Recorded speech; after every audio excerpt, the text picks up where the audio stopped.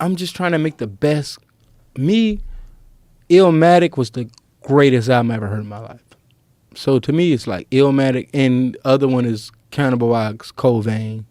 Like, so to me, it's like I'm trying to make albums to mirror those. I'm just trying to like, as me as a rapper, as an artist or a musician, just trying to like shit that I was influenced by, like try to make a piece of art that could stand next to that. Danny Brown, Danny Brown, Danny Brown. Quand Danny Brown va mourir, on dira de lui qu'il était l'un des plus grands MC de ces 10 dernières années, en tout cas de 2010 à 2023. On peut dire de lui que c'est vraiment quelqu'un qui a toujours essayé de faire un album différent. Un album différent de l'ancien, toujours comme vous l'avez vu dans l'interview, énigmatique, c'est-à-dire quelque chose d'introspectif, un mix avec Cannibal Ox Cold Vein, c'est-à-dire alternative et intimiste, alternative et intimiste. Quand tu suis Triple X, quand tu suis The Hybrid, quand tu suis Old, quand tu suis ce que je considère encore comme son meilleur album aujourd'hui, Atrocity Exhibition, qui est juste littéralement un chef-d'œuvre. Et comment il s'appelle, hein?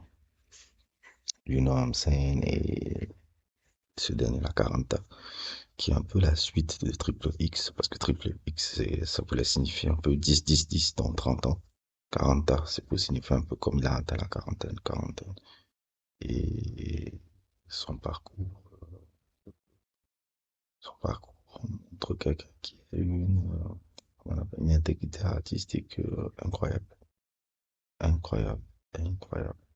Chaque album a toujours essayé de proposer quelque chose de différent, un univers différent,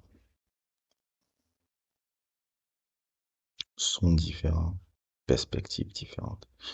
Mais 40 là, sur 40 ça c'est un album un peu de Danny Bond, un peu que je dirais très très très très intimiste. C'est d'où même la cover que vous voyez là. La cover que vous voyez là, qui est beaucoup plus, on le voit dans le noir, elle a un air un peu plus triste, un peu plus sombre. Ça change déjà le tout, le ton, ça te donne déjà le ton de comment va être l'album. Et l'album est excessivement intimiste. Il y a des moments même, je dis, mais est-ce que c'est même Danny Brown qui est en train de rapper? On n'entend pas trop ça. Pitch voice qu'il aime faire là, c'était très très sérieux. Beaucoup. J'ai jamais vu autant se livrer dans un album comme ça. Et ça me permet même un peu à dire que Kendrick Lamar, avec son album Big Moral et de Mr. Moral et Big Stepper, a lancé un trend, c'est-à-dire confessionnal hip-hop. C'est-à-dire que depuis ça, j'ai l'impression que les rappeurs maintenant vont aller dans cette direction. C'est-à-dire juste rapper sur ce qu'ils vivent. Bon, ils rappent toujours sur ce qu'ils vivent, mais rapper un peu sur les insécurités, rapper un peu sur mélancolie, rapper sur ce qu'ils pensent vraiment. Tu vois, un peu, quand ils ne sont pas en train de jouer le personnage artiste qu'ils sont. Et 40 c'est un album vraiment sur quelqu'un qui est déjà en train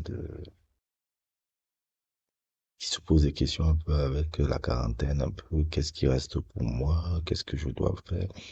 Je fais ce rap là, et je suis bloqué à faire ce rap là, parce que c'est ça aussi souvent qu'on ne dit pas sur les rappeurs, tu vois, quand tu es un rappeur et tout, et que tu es bloqué à faire seulement du rap, ça fatigue beaucoup, quoi. Ça fatigue de faire la même chose tout le temps, surtout quand tu as déjà un âge comme la quarantaine. Et tout ça, c'est des questionnements un peu de Danny Brown dans cet album-là. C'est ça qui est intéressant un peu dans cet album-là. Je vais prendre alors encore un autre exemple. Hum, Quel autre exemple même je voulais prendre même.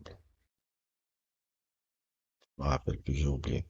Mais je ne sais pas si moi maintenant j'ai l'impression que Danny Brown c'est pas demain la veille qu'on va écouter. Je sais même pas si ce sera pas son dernier album. Parce que le ton qu'il donnait là, ça n'est pas le ton de quelqu'un c'est le ton de quelqu'un qui arrive au bout de, en fait, c'est quelqu'un d'essoré, quoi. C'est-à-dire qu'il n'y a plus de jus. Et j'ai un peu dernier acte avant de partir, de ne plus faire de la musique, quoi. Franchement, j'ai l'impression même que c'est pas moi, c'est le livre de quelqu'un qui va se suicider bientôt. Sans vouloir faire le truc un peu d'analyse un peu trop truc. Ça sonne comme quelqu'un qui va se suicider bientôt.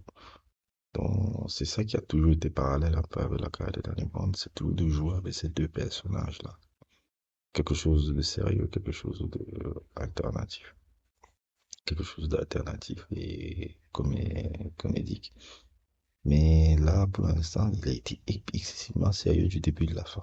Ça, c'est très rare, ça. Et ma foi, c'est quand même un très très bel album. Et c'est quelque chose qui me fait un peu, j'espère, parce que je suis un peu inquiet quand j'écoute des gars rapper sur des trucs comme ça. Rapper sur ce genre de réflexion-là, c'est-à-dire être dans le mood. C'est soit quelqu'un que tu vas entendre qui va clamser ou quelque chose comme ça, ce que je lui souhaite pas, hein, mais ça sonne un peu très dépressif, un peu. C'était l'album le plus, bah, c'est son, tu vois, Tupac a fait Me Against the World, David Bowie avec Black Star, ah, Danny Brown a 40 ans. C'est un peu ça. Pour ceux qui comprennent ce que je veux dire, un peu, c'est un peu ça. Quand tu écoutes Me Against the World, je sais que le gars, là, c'était sombre. Quand tu écoutes The Black Star, c'est quelqu'un qui fait face à la mort. 40 ans, c'est quelqu'un qui questionne justement what's next for me. Je ne sais pas. J'ai 40 ans, qu'est-ce que je fais?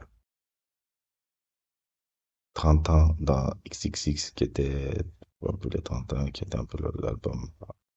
Avant, c'était beaucoup plus. Mais ça m'énerve que je commence à percer qu'à 30 ans. 40 ans, c'est autre chose, c'est une suite un peu. Qu'est-ce qui m'apprend? Qu'est-ce que je fais après? Je continue toujours dans le rap, je continue le truc. C'est un peu ce que cet album évoque. Et c'est vraiment un bel album. C'est vraiment un bel album. Je vous conseille de l'écouter. Et tout. Et pour moi, Danny Brown, s'il part aujourd'hui ou quelque chose comme ça, on va le considérer comme l'un des plus grands de l'histoire du hip-hop. Parce que sa discographie a toujours été sans cesse un challenge de changer tout le temps d'identité. Et ça, ma foi, je ne peux que dire chapeau. N'hésitez pas à liker, n'hésitez pas à vous abonner et à plus pour d'autres aventures.